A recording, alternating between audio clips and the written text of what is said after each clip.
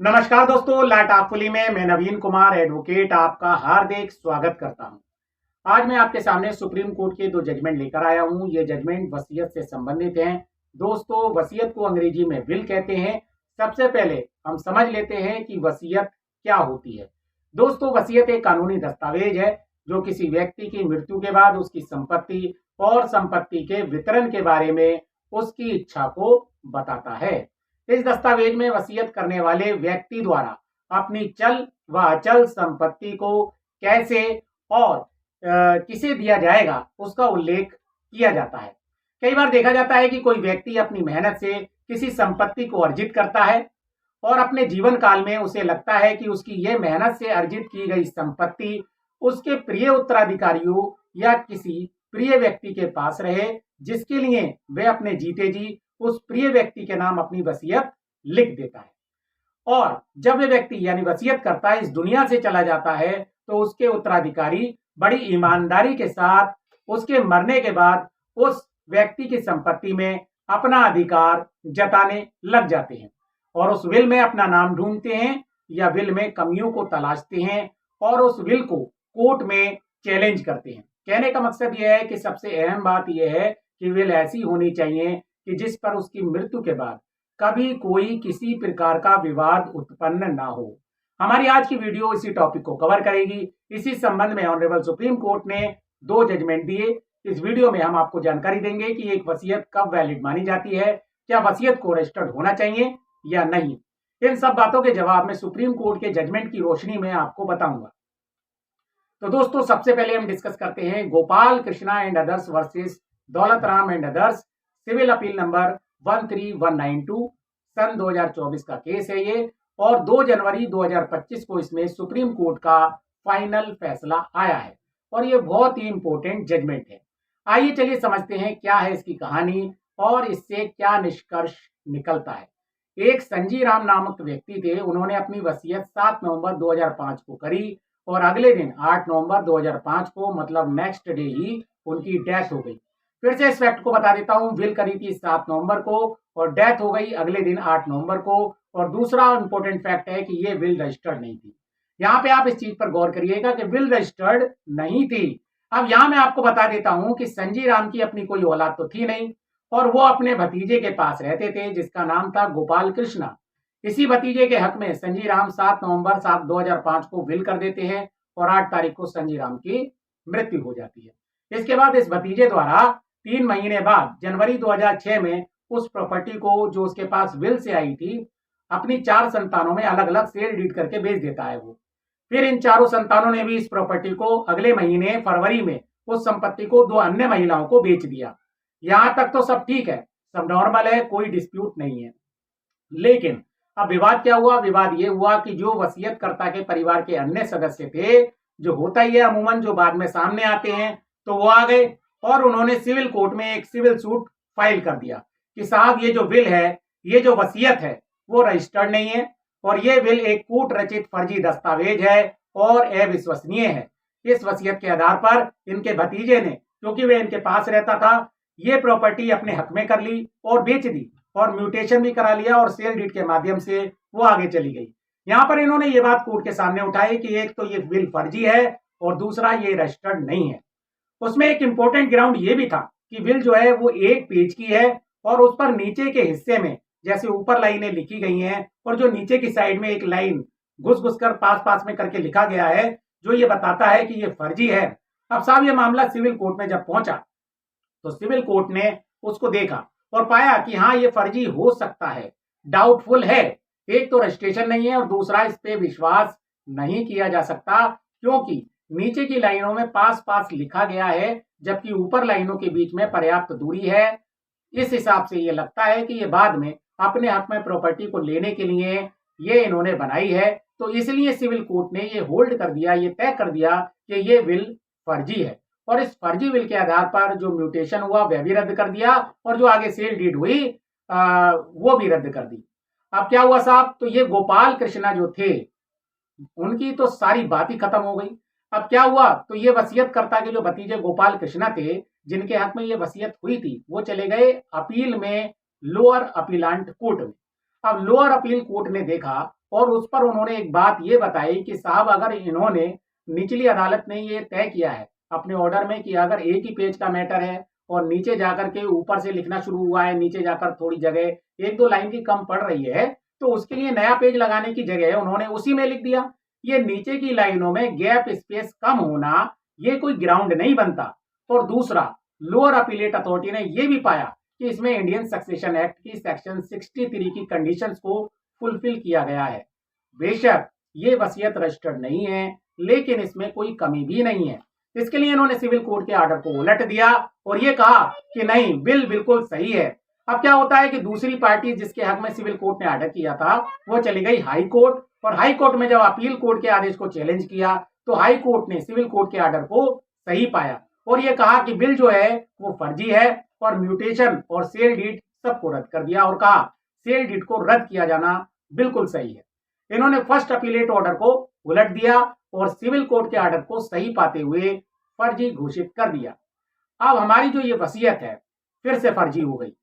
तो फिर से जो ये भतीजा गोपाल कृष्णा था जिसके हक में वसीयत हुई थी, वो इसे लेकर पहुंच गया सुप्रीम कोर्ट।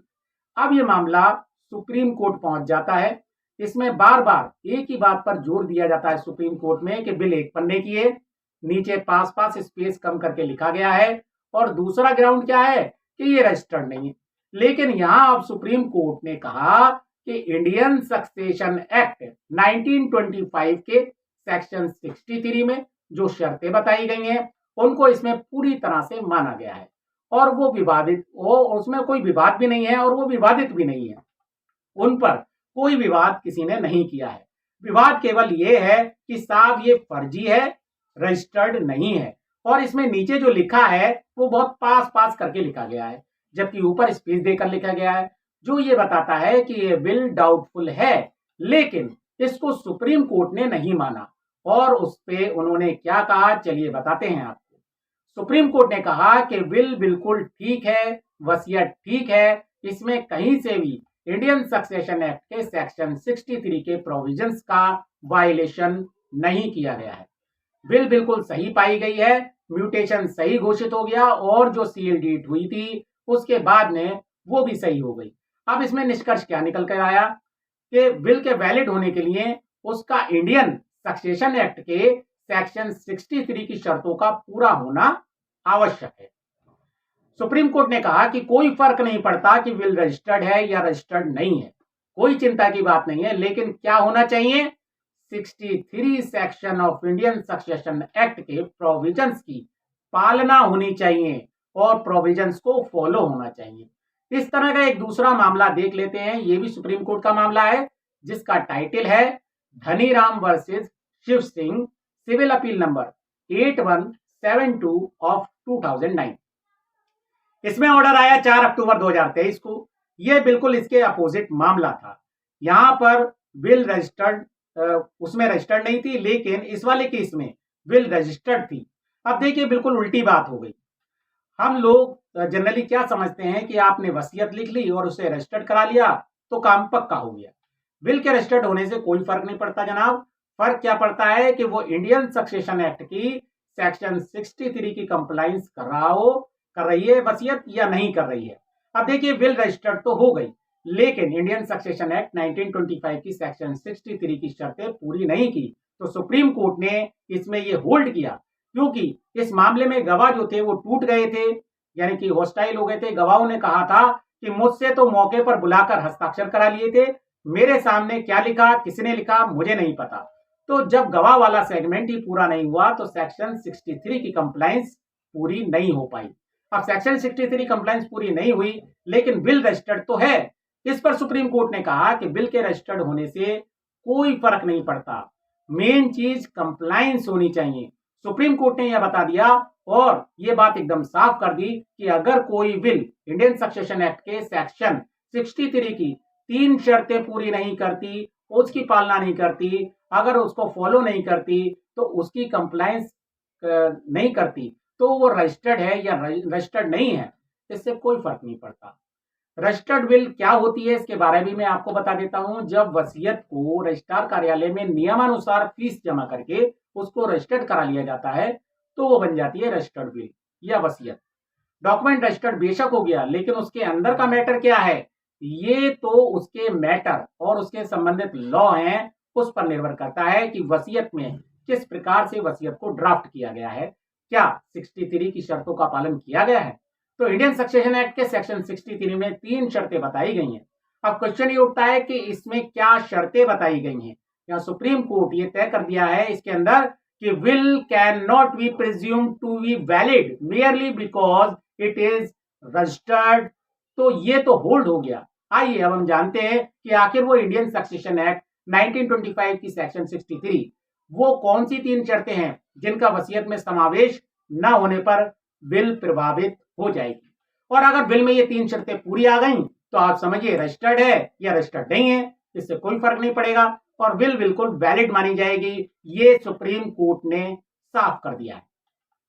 सेक्शन 63 की पहली शर्त है कि वसीयतकर्ता वसीयत पर सिग्नेचर करेगा या अंगूठा लगाएगा, या अगर वसीयतकर्ता के निर्देशानुसार किसी दूसरे आदमी ने लिखी है तो वो उस पर नीचे साइन करेगा या अंगूठा लगाएगा। कभी कभी ऐसा होता है ना तो वसीयतकर्ता अंगूठा लगा सकता है ना साइन करने की हालत होती है उसकी, ऐसी कंडीशन नहीं होती उसकी कि वे ऐसा कर पाए। तो ऐसे में वे किसी दूसरे से कह सकता है कि मैं बोल रहा हूं वैसा लिखो और साइन करो। तो अगर ऐसी स्थिति में दूसरा वाला आदमी वसीयतकर्ता की उपस्थिति में उसके सामने उसके निर्देश पर साइन करेगा। अगर वसीयतकर्ता खुद साइन कर रहा है या अंगूठा लगा रहा है तो ऐसे में कम से कम 2 लोग मौजूद होने चाहिए और साइन करने वाले व्यक्ति के हस्ताक्षर इस प्रकार से होंगे जिससे कि लगे कि ये हस्ताक्षर वसीयत के लिए ही किए गए हैं, उनके द्वारा ही वसीयत लिखी गई है। ये नहीं कि साहब ऊपर कुछ लिखा है और नीचे कोने में साइन कर दिए। उसको देखने से प्राइमा फेसी ये हमारे मन में आना चाहिए कि ये जो मैटर है ये इसी हस्ताक्षरकर्ता के द्वारा लिखा गया है या तैयार कराया गया है। दूसरी शर्त यह है कि वसीयत कम से कम 2 गवाहों के द्वारा प्रमाणित होनी चाहिए। इन गवाहों को या तो वसीयतकर्ता को वसीयत पर हस्ताक्षर करते हुए देखना होगा या फिर अपनी उपस्थिति में और अपने निर्देश पर किसी और को वसीयतकर्ता की ओर से हस्ताक्षर करते हुए देखना होगा। ये बात ये तय करती है कि वसीयत स्वेच्छा से आजाद मर्जी से गवाहों के सामने की गई है। तीसरी शर्त है कि वसीयतकर्ता की उपस्थिति में वसीयत पर हस्ताक्षर करना या अंगूठा लगाना होगा और इस बात का उल्लेख भी वसीयत में जरूर होना चाहिए। हालांकि दोनों गवाहों का एक ही समय पर उपस्थित होना आवश्यक नहीं है, ना ही आवश्यक है कि वे एक दूसरे की उपस्थिति में हस्ताक्षर करें। मुख्य बात यह है कि प्रत्येक गवाह वसीयतकर्ता के हस्ताक्षर देखने या वसीयतकर्ता को स्वीकार करते हुए सुनने के बाद ही दस्तावेज पर हस्ताक्षर करे। गवाहों के साइन या अंगूठा हो गया इतना काफी नहीं है, बल्कि वसीयत में लिखा होना चाहिए कि उसने वसीयतकर्ता को वसीयत पर हस्ताक्षर करते हुए या अंगूठा लगाते हुए देखा है। अगर किसी ने उसके निर्देश पे कोई दूसरे ने साइन किए हैं तो ये भी लिखा जाएगा।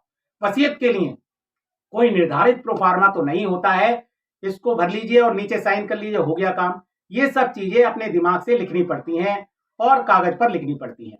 विल यदि इंडियन सक्सेशन एक्ट के सेक्शन 63 की इन तीनों कंडीशंस को फुलफिल करती है, इसकी पालना करती है, तो विल जो है वो वसीयत पूरी तरह से वैलिड होगी, चाहे वो किसी भी अदालत में ले जाए। विल में इन तीनों शर्तों का पूरा होना जरूरी है। वसीयत एक टेक्निकल दस्तावेज है दोस्तों, सावधानी से बनाएं ताकि टेक्निकल कमी की वजह से वो अदालत में चैलेंज ना हो पाए। विल बनाते समय सेक्शन 63 की इन तीनों शर्तों को बहुत ही ईमानदारी से, बहुत ही सूक्ष्म तरीके से फॉलो करें और हो सके तो रजिस्टर्ड भी करवा लें। अंत तक वीडियो देखने के लिए आप सभी को तहे दिल से धन्यवाद। नमस्कार दोस्तों।